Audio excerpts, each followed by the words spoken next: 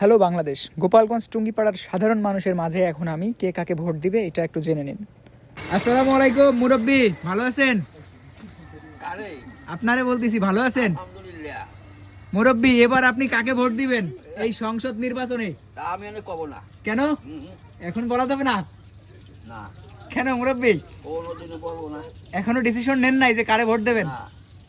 মুরব্বি এখনো ডিসিশন নেয় নাই। না। আসসালামু আলাইকুম। ওয়ালাইকুম আসসালাম ওয়া রাহমাতুল্লাহি ওয়া বারাকাতুহু। কেমন আছেন? আলহামদুলিল্লাহ ভালো। আপনি ভালো? জি আলহামদুলিল্লাহ। তো আপনি এবার সংসদ নির্বাচনে কাকে ভোট দিবেন? ভোট দেব, আমার ভোট আমি যাকে ইচ্ছে তাকে দেব, যে দেশের জন্য কাজ করবে, সাধারণ মানুষের জন্য কাজ করবে, রাস্তাঘাট, স্কুল কলেজ মাদ্রাসার জন্য কাজ করবে, গরিব দুঃখীর মানুষের পাশে দাঁড়াবো, তাকেই ভোট দেব। তো ব্যক্তি সিলেক্ট করেন না এখনো? ব্যক্তিগত সিলেক্ট করি নাই, ঠিক আছে, এখন অনেক সময় আছে, দেখা যাক আচ্ছা, কাকে কাকে নিয়ে ভাবি, ভোট ঠিক আছে? দেওয়া যায়। হ্যাঁ। আচ্ছা আচ্ছা, যার ফিল্ড ভালো হবে তাকে ভোট দিবেন। Yes, ঠিক আছে, ধন্যবাদ। আপনাকেও ধন্যবাদ। আগামী নির্বাচনে কাকে ভোট দিবা? ওরম করা যাবে না, কেন ওরম অগ্রিম করা যাবে না। অগ্রিম বলা যাবে না? না, তুমি ডিসিশন নাও নাই কারে ভোট দিবা? সে ওটা ওই সময় বলবো। এই,